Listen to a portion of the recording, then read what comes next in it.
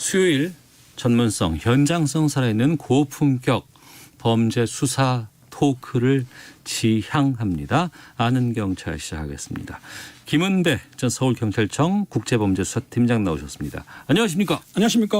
배상훈 전 서울경찰청 범죄심리분석관 나오셨습니다. 안녕하십니까? 안녕하세요. 예. 조두순 이번 주 토요일 새벽에 출소를 한다고 합니다. 출소 앞두고 여러 가지 좀 짚어봐야 될 부분들 또 우리가 놓치고 있는 건 없는지 좀 살펴보도록 하겠는데요. 만기 출소인 거 아니에요? 예, 참 피해자 가족들은 지금 어떤 심정이실까? 정말 오죽할까? 걱정입니다. 그렇습니다. 12월 12일 새벽 6시경에 이제 조두순이가 12년 만기를 채우고 출소하는 걸 알고 있는데요. 예. 출소하고 안산시로 거주를 옮긴다 그랬어요. 그렇다고 네. 한다면 피해자 가족이 지금 안산을 떠난 걸 알고 있는데 네. 제가 보기에는 피해자 가족은 상당히 불안감을 느끼고 겁이 날 거예요. 왜냐하면은 조두순이가 일단 후회나 반성하거나 그 성향이 바뀌었다고 보기가 힘들기 때문에 또 다른 범행을 할 수도 있고 혹시라도 만에 하나 또 피해자를 찾아올지도 모르는 그런 불안감이 있을 거기 때문에 피해자 입장에서 볼 때는 상당히 불안감과 지금 걱정이 있고 어떤 다른 조치를 취해줬으면 하는 마음이 상당히 많은 거죠. 네. 그러니까 피해자 입장에서나 피해자 가족 입장에서는 안산이라는 데가 좁다면 좁은 데인데 지나가다라도 마주치면은 이걸 어떻게 하느냐. 네. 공포, 그다음에 체념, 분노, 이 피해자의 단계가 있는데 네. 공포의 단계하고 체념의 단계 이것을 사회가 끌어안았어야 되는데 결국 그렇게 못했기 때문에 피해자가 이사하지 않았나 그런 안타까움이 있습니다. 그러니까 죄를 저지른 사람이 조심해야 되고 본인이 위축돼야 되는데 본인은 이제 만기 출소됐다고 막 다닐 수도 있는 것이고 피해자는 12년 동안 그렇게 막 상처받고 힘들고 살았지만 이제는 더 그걸 넘어서서 심정적으로 더 불안할 수밖에 없는 거 아니에요. 그건 참 불합리한 것 같은데 게다가 지금 관련된 보도들 많이 쏟아지고 있는데 보면은 이 조두순이 그 감옥에서 운동도 하고 몸도 만들고 있다고 하고 뭐 재범 가능성이 높다 뭐 여러 가지 보도들 나오고 있어요. 이 정확히 확인된 건지는 모르겠습니다만 재범 가능성이 높다고 판단되는 건 어떻게 보세요? 예, 법무부에서 만든 재범 가능성 지표가 있습니다. 지표? 예. 그래서 출소 전에 네. 그걸 검사를 합니다. 네. 검사해갖고 일정 점수 이상이면은 상당히 일탈성이 위험하다. 그런 걸 판단합니다. 사실 예전에는 안 했는데 뭐 최근에는 그렇게 하면서 이 추후에 대비를 하는데 그 지수가 상당히 높게 나왔다. 그러니까 수치상으로도 높고 본인이 하는 여러 가지 말이라든가 행동상으로도 상당히 그 높은 것이 아니냐라는 것이 이제 그거를 본 전문가들의 얘기인 거고 네. 제가 보기에도 일정 기간 이상은 집중적 관리가 필요한 것 같다. 감시와 관리가 필요한 것 같다. 거기까지는 예, 더불어서 당시 그 검찰에서 조사를 할 때에 예. 조두순이한테 술 먹고 뭐 기억나는 게 있냐 물어봤더니 뭐라고 했냐면 조두순이가 반려견 5마리를 키운 것 같아요. 그중에서 술을 마신 채로 2마리를 벽에 던져 사망시켰고 또 한 강아지 같은 경우 반려견은 몽둥이로 눈을 찔렀다고 했어요. 죽였다고 했답니다. 그리고 나서는 본인은 술 취해서 몰랐고 아침에 자기 아내가 그런 사고를 쳤다고 말했기 때문에 자기는 그런 행동을 했지만 술에 취해서 몰랐다. 이건 두 가지를 볼 수 있는데 하나는 자기 반려견을 죽이는 사람은 거의 없습니다. 반려견 죽이면 얼마나 그 슬프겠어요. 근데 반려견을 죽였다 2마리씩이나 그리고 또 그 죽인 거를 자기는 술 취해서 몰랐다고 했다는 겁니다. 그렇다고 한다면 술로 핑계대는 거. 그러니까 잔혹성도 있지만 회피성도 있기 때문에 조두순이 같은 경우에는 이번에 출소한다 하더라도 그 성적인 성향이라든지 그 잔혹성이 치유 프로그램 정도로 해가지고는 치유되지 않을 것이라고 전문가들이 판단하고 있는 거죠. 그 안에서 교도소 안에서 여러 가지 그 뭐 치료 프로그램 같은 것들 하잖아요. 그리고 원래 교도소에 이렇게 보내는 이유는 죄값을 치르라고 하는 것도 있지만 거기서 교화돼서 나와서 새 사람이 되라고 하는 거 아닙니까? 근데 새 사람이 안 됐다고 지금 판단이 되는 거 아니에요? 예. 이 사실 법무부한테 사실 불만이 많은 것은 예. 심리치료 프로그램 500시간을 이수했다고 하는데 심리치료라고 하는 건 절대적 시간이 문제가 아닙니다. 그렇겠죠. 예. 왜냐하면 시간이라는 것은 사실은 그냥 때울 수 있는 거 쉽게 말하면 속으로 때울 수 있는 상태인 거고 집중도 그리고 그 상황에 대한 인지가 어느 정도까지 있었냐. 그러니까 절대 시간 대비 그 상태가 인지에 임박했던 인지 상황에 대한 비율이 상당히 중요하고 네. 프로그램의 질, 그 질에서 그 프로그램을 이수했는가. 그러니까 말하자면 그 프로그램을 담당했던 담당자가 네. 지금 저 사람은 이 프로그램에서 수료했다라고 할 정도의 그런 프로그램인지 아니면 단지 그냥 시간만 때우는 것인지 그 부분에 대한 법무부의 얘기가 없습니다. 네. 그러니까 말하자면 그냥 국민들한테 보여주는 식의 프로그램 몇 시간 이수했다라고 하는 거예요. 절대 이러면 안 되고 원래 아동 청소년의 성범죄자라든가 성범죄자는 프로그램의 질과 그리고 전체적인 평가 그리고 그것의 수료 정도를 각각에 따져갖고 그 시간에 따라서 수용 기간에 따라서 나눠서 해야 되는데 부랴부랴 그냥 임박해서 이걸 했기 때문에 효과는 뭐 좀 심하게 말하면 전 제로라고 생각을 합니다. 네. 좀 미안한 말이지만은 그래서 사실은 걱정이라는 거예요. 그럼 이제 어떻게 어떻게 해야 될까요? 그 지금 가장 좋은 거는 그 치유 프로그램을 동원하는 것보다는 지금 정부에서 당장에서 추진하는 그 보호수용제도 같은 경우에 네. 옛날에 보안처분이 이렇게 2005년도에 없어지지 않았습니까? 왜냐하면 이중처벌이라는 논란도 있고 인권침해 논란이 있기 때문에 없어졌는데 사실은 이런 성범죄자들처럼 그 재범의 위험도 있고 재활이 안 되는 사람에 대해서는 제가 보기에는 보호수용제를 어느 정도 도입하면 싶은데 아직까지는 그게 통과가 안 되고 있어요. 그게 문제인데 그렇지 않고서는 이런 조두순 같은 사람들을 일단 뭐 우리가 보호관찰한다 하더라도 실제적으로 전자발찌를 찬다 7년 동안 그 신상공개를 한다 하더라도 행동 자체를 제할 수 없기 때문에 네. 일단은 제 생각에는 일정 장소에 수용시켰으면 좋은데 법이 없으니까 할 수가 없는 거죠. 예. 일정 정도 보수용제 부분 중에서도 보수용제도 좀 차등적인 것이 필요하다고 봅니다. 그러니까 보호수용이라고 해서 24시간 구금해 놓은 상태의 보호수용만 있는 것이 아니라 네. 야간에는 수용을 하고 주간에는 활동하게 하는 그런 방향도 있을 수 있고 예. 시간제도 있을 수 있고 그러니까 이걸 촘촘히 나눠서 그 성향에 맞게끔 해야 되는 거고 조두순 같은 경우는 초기에는 이런 관리 방향에서 네네. 일정 시간 이상의 제한을 두고 지금 이제 야간 제한을 둔다고 하니까 그런 식의 사회가 당신을 집중 감시하고 있다라는 것을 인식시켜 줘야지만이 재범을 하고 싶어도 재범 가능성이 떨어질 수밖에 없지 않습니까? 네. 그런 인식을 줘야 된다는 겁니다. 출소하면 자기 집에 갈 거 아니겠습니까? 그리고 12년 동안 살았다가 이제 나오는 거니까 집에 가서 이제 뭐 가족이라는 사람들도 만날 거고 또 자유 만끽하면서 술도 막 마실 거 아니에요. 근데 술 마시면 기억 못 한다면서요. 그러니까요. 본인이 그렇게 주장됐고 그 네. 당시에 그 10인형을 받은 것도 강병을 받은 것도 사실은 술에 취했기 때문에 심신미약을 받았기 때문에 그러니까. 10인형을 선고받은 거예요. 검찰에서는 뭐 무기를 구형했지 않습니까? 예. 10인형 깎으신 이유가 술에 취했다. 네. 그걸 인정해줬기 때문에 본인은 그걸 주장하고 있는 거죠. 그래서 이제 그 술 같은 경우를 소주 한 잔 이상을 못 마시게 하는 그런 제한 조치도 청구한다고 하는데 지금 이제 심사 중이라고 합니다. 아, 그래요? 예. 근데 그 출소 전에 이미 출소 전까지 결정을 내린다고 하는데 네. 어떻게 될지 모르겠습니다. 근데 그 뭐 어떤 형태로든 본인이 감시받고 있다는 것은 네. 인지하도록 어떤 수단이든 강구해야 되는 거죠. 아, 어떤 수단이라도 내가 지금 자유로운 몸은 아니야. 내가 누군가가 나를 감시하고 있어. 이런 것들은 좀 확인시켜 주는 게 그렇죠.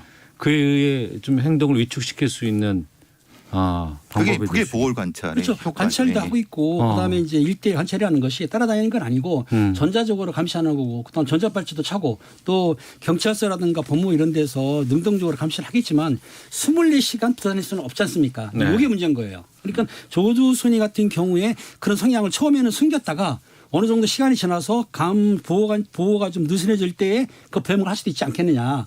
요게 이제 가장 두려웠고 또 시민들이라든가 그 안산 시민들이 걱정하는 게 그게 있는 거죠. 그럼 전 두 분께 이 질문 한번 드려볼게요. 뭐 준비된 질문은 아닙니다만 우리 사회 조두순 말고 또 있을 거 아닙니까? 그런 사람이 있다고 볼 수 그렇죠. 있죠. 근데 그동안은 그렇게 나왔어도 보호관찰이라든가 감시라든가 이런 거 없이 살았을 거 아니에요. 그냥 일부만 있었죠. 예. 일부 보호 관찰, 전화로 확인하는 정도에. 예. 그렇지만 지금은 이제 언론에서 많이 언론에서 대서특필도 됐고 시민들의 관심이 성폭력 여기에 서 집중이 되다 보니까 정부에서는 대책을 안 내놓을 수가 없는 상황이 된 거죠. 네. 근데 저 앵커 말씀하신 것처럼 그동안은 어땠느냐? 그러니까요. 조두순 이외는 어떠냐? 예. 답변 드리기가 모호한 거는 모릅니다. 예. 알 수가 없습니다. 왜냐하면 관리에 대해서 내놓지 않고 있기 때문에 법무부에서 예. 그 결과에 대해 내놓지 않고 있기 때문에 음. 전문가한테 뭐에 대한 평가를 맡긴 것도 아니고 예. 그러니까 조두순이라고 하는 사람이니까 이렇게 하는 건데 나머지는 그럼 뭐냐? 안 하고 있는 거죠. 사실 그게 중요한 거 아닙니까? 그렇습니다. 그들도 같이 해야 된다는 거. 그 제라드 버틀러인가요? 그 영화 배우 제라드 버틀러. 예, 예, 예. 예. 모범 시민이라는 아, 예. 영화가 있어요. 그러니까 법에서 그 죄질이 나쁜 사람을 처벌해 주지 못하니 본인이 나가 직접 하는 거거든요. 사적 구제를 한 거죠. 예, 예. 지금 뭐 온라인 공간에서 너무 화가 난다. 이 사람 출소하면은 내가 가서 응징하고 싶다라는 사람들이 줄을 잇다고 합니다. 이거 좀 어떻게 봐야 돼요? 이거는 사실은 이거는 이제 일종의 적절하지 않은 거죠. 예. 어떤 형태의 것이라도 법의 테두리 안에 해야 됩니다. 법의 테두리 안에서 당연하게도 해야 된다. 그리고 예. 그렇게 할 수 있는 우리 사회 역량이 있습니다. 네. 그럼에도 불구하고 어떤 영웅심이라든가 이런 것 때문에 이렇게 일탈을 하면 그것도 역시 범죄입니다. 네. 그렇지만은 그 마음은 알겠죠. 그 마음은 몰라주는 건 아닌데 왜냐하면 우리 사회가 이런 부분에 대한 대비책이 없다는 것 때문에 그런 건데 그렇다 하더라도 네. 사적 복수나 사적 보복은 안 됩니다. 사적 제재라고 하는데 보복은 아니죠. 왜냐하면 피해자가 아니기 때문에. 그런데 지금 유튜버 상에서 보게 되면은 그 인간 같지도 않은 XX 내가 보복하고 아니 때린 다음에 감방을 하겠다 죄송합니다. 그런 말 하는데 조회수가 13만을 넘었어요. 또 그리고 다른 유튜버 같은 경우에도 내가 출소날 찾아가겠다. 그걸 때리겠다.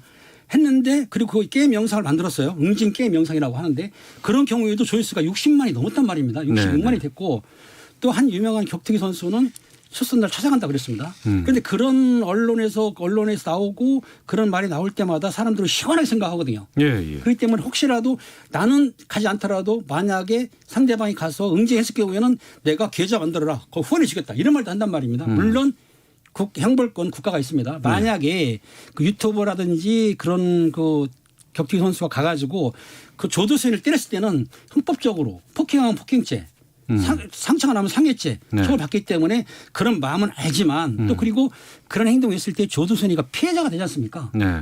피해자가 돼서 고소고발할 수가 있거든요. 그러니까 그런 기회를 안 만드는 것이 좋지 한때 감정으로 격하게 해서 그렇게 제재한다는 거는 좀 저는 찬성하지는 않습니다. 네. 찬성 안 하죠. 근데 오죽하면 이런 말씀드리면 안 되지만 그러니까 법에서 그걸 처리해 줬어야 되는 거 아니겠습니까?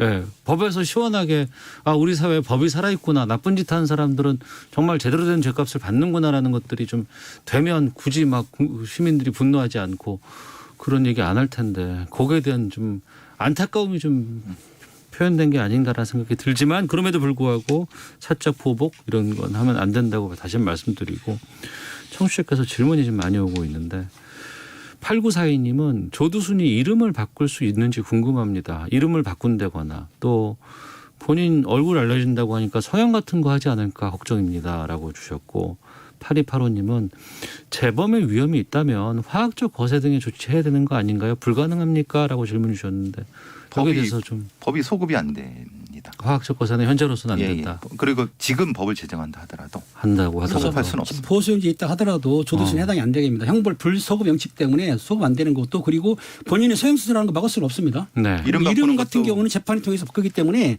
재판 바꿀 수는 있어요. 진짜 재판부가 허용할지는 모르겠습니다.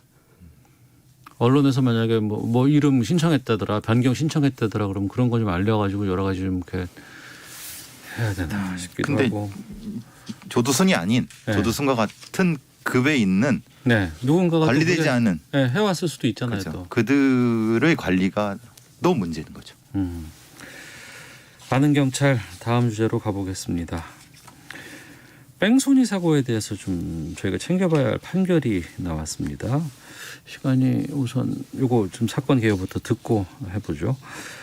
김은배 팀장님, 대전의 도로에서 일어난 사고라고 하는데 뭔 일이 있었던 거예요? 그렇습니다. 내용 살펴보면 가해자 A 씨는 지난 여름 유성구입니다. 도로에서요.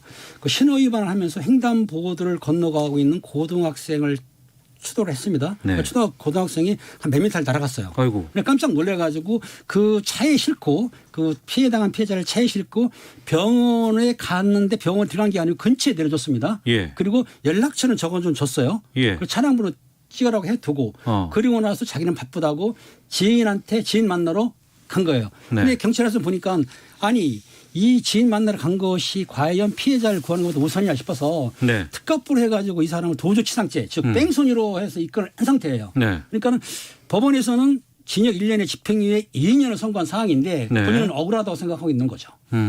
어떻게 보세요? 그러니까 이제 뺑소니의 정의 예. 그리고 이 사건에서의 이 사람의 행위, 가해자 행위 자체가 일상적이지 않다. 네. 왜냐하면 병원에 갔으면 병원 안에 접수를 시켜주거나 그렇죠. 그 그렇죠. 학생인데 또 고등학생인데. 그렇죠. 예, 예. 그러니까 병원 근처에 내려주는 건 무슨 의도냐.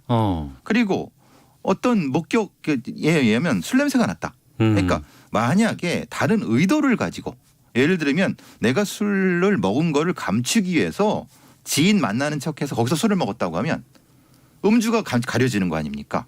아. 예, 그러니까 재판부나 아니면 이런 쪽에서도 예, 예. 이게 뭔가 다른 어떤 의도가 있을 수 있다라는 생각도 분명히 재판부에 한 것 같아요. 그러니까 뺑소니의 정의와 네. 이 사건 전체의 정황에 대한 판단에 있어서 재판부는 다른 쪽으로 판단한 것 같아요. 네. 그러니까 사고를 당할 수도 있고 사고를 낼 수도 있죠. 있습니다. 그렇죠. 살면서.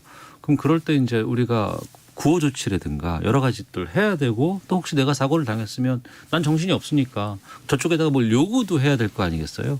어떤 것들 해야 되는 거예요? 지금 교통사고 났을 경우에는 대인사고 말하는 겁니다. 네. 지금 고등학생 같은 경우에는 그 가해자가 병원에 가서 접수시켜놓고 네. 또 그리고 보험사를 연락을 해야 돼요. 사고 처리해야 되고 가장 중요한 거는 경찰서나 일일이 신고를 해가지고 사건 접수를 시켜야만이 네. 나중에 무슨 이런 문제가 발생했을 때 뺑소니가 안 되는데 본인이 지인 만나러 간다고 그래가지고 가버리면 네. 더군다나 지금 그 재판 결과에 들어보게 되면은 이름도 가짜를 알려줬고 차도 본인 차량이 아니라는 겁니다.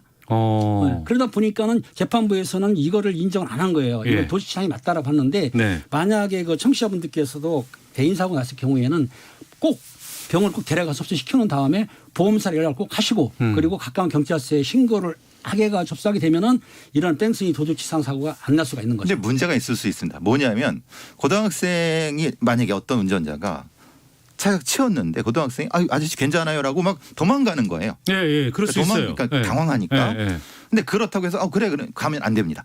안 돼요? 왜냐하면 지금 저 고등학생이 다쳤을지도 모르는 상황에서 자기는 당황해서 간단 말입니다. 그 사이를 보초는. 만약에 그 고등학생이 집에 갔는데 네. 그 고등학생 부모가 너 다쳤잖아 라고 그때 신고하면 이건 영락없이 뺑소니로 갈 수밖에 없습니다. 가능한 얘기죠. 예. 그렇죠. 그러니까 만약에 그런 경우라고 하면 예. 바로 정찰하셔갖고 네. 자신의 사고에 대해서 112에 신고를 하셔야 됩니다. 내가 이런 일이 있었는데 네. 지금 어떤 고등학생이 여기 이 자리를 벗어났다 이러이러하기 때문에 네. 사고 사실 확인에 대한 것을 객관적 평가를 받으셔야 됩니다.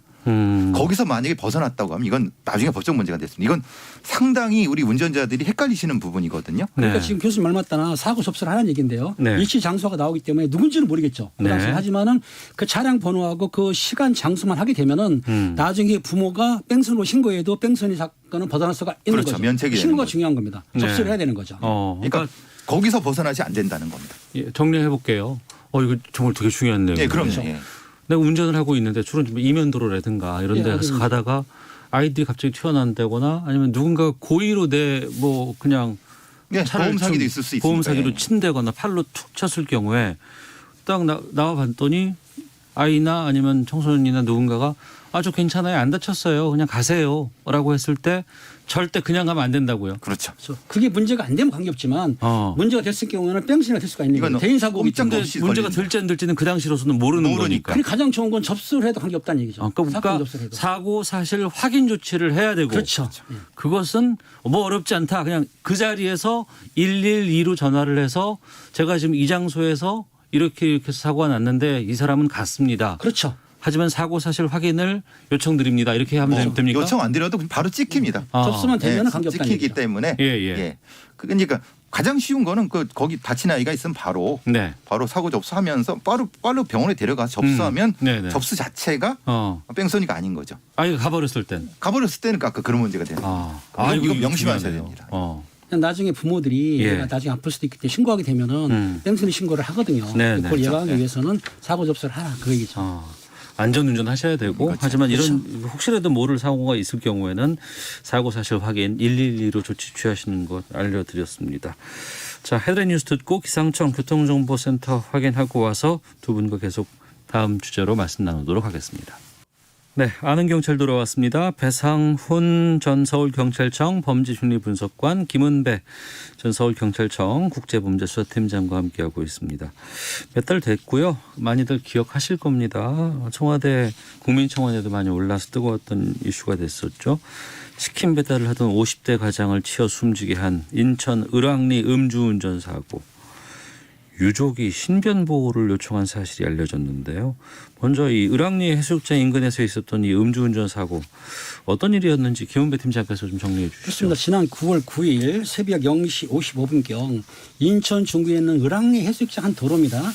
그 33세 먹은 여성이 벤츠 승차를 타고 가다가 신호 위반을 하고 중앙선을 넘어갔어요. 맞은편에서 오던 오토바이 치킨 배달하다는 50세 가장을 들이받은 겁니다. 네. 현장에서 50세 들은 가장께서는 사망을 하셨고 경찰이 출동해서 조사를 해보니까 그 옆에는 또 47세 먹은 남성분이 있었어요. 같이 운전을 했었는데 네. 그 차량이 사실은 그 사고를 낼 때에 과속됐습니다. 60km 도로를 갖다 22km나 초과를 했어요. 네. 때문에 경찰에서는 그 특가법으로 봐가지고 여성은 사고를 해가지고 구속 기소를 했고 네. 그 남성분은 옆에 있었지만은 그걸 방조한 거고 차량을 운전하도록 교사했다라고 교사를 해가지고 불구속 기소한 사건입니다. 네. 근데 유족들이 왜 경찰에 신변 보호를 하게 됩니까?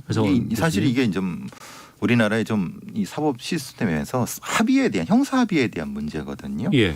그러니까 이제 그 피해자 관련된 분들이 합의를 원하지 않는다. 특히 이제 이 사건이 아니라 성범죄 피해자라든가 이런 분들이 형사 합의를 원하지 않고 네. 노출되는 것도 원하지 않는 경우에 네. 가해자 쪽에서 어떤 방법을 취하든지 이렇게 합의하려고 쫓아오고 막 괴롭히고 이런 경우가 적지 않거든요. 그래도 돼요?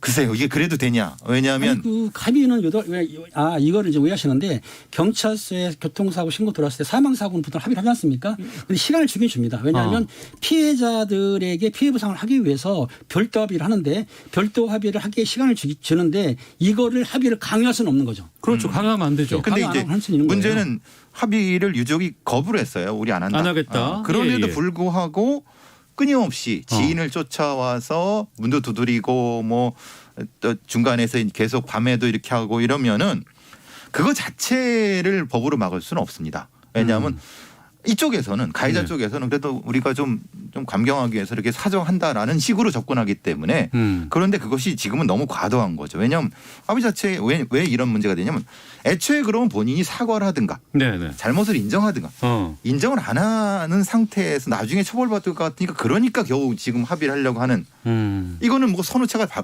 잘못된 거 아니냐라고 예. 지금 상황이 된 거죠. 지금 잠깐 오해하시는 게 실제적으로 운전한 여자분은 구속됐기 때문에 합의를 의도한 게 아니고 예. 옆에 동승했던 그 법인 차량의 차주, 법인 차의 그 회사 대표가 합의를 의도하는데 동승자, 방조자. 동승자가 그쵸. 근데 그 동승자가 뭐라고 했냐면은 아마 그 합의가 한 3억 정도 나오는데 자기들은 소녀 사장을 대동에 가가지고 6억을 주겠다. 6억 정도 주고 합의해달라고 했는데 유족들은 합의를 안 한 거예요. 그러니까 네. 아까 지인이라고 하는데 그런데 그럼 말았어야 되는데도 근처에 있는 슈퍼마켓 주인한테도 가가지고 자리를 놔주게 되면은 당신한테 살해하겠다라고도 했단 말이에요. 그 사람도 노를 했어요. 예, 그러는데 예. 직접 찾아가가지고 밤에 문을 두드린 거예요. 그러면 그 유족 입장에서는 겁도 나고 얼마나 황당했겠습니까? 그 문 두드리는 걸 주거침입으로 신고하면 안 되나요, 그거? 그것도 가능은 한데 어떻든 간에 주거침입 신고는 안 했다 하더라도 그러니까 유족들은 겁이 나니까 신변보호 요청을 했었어요.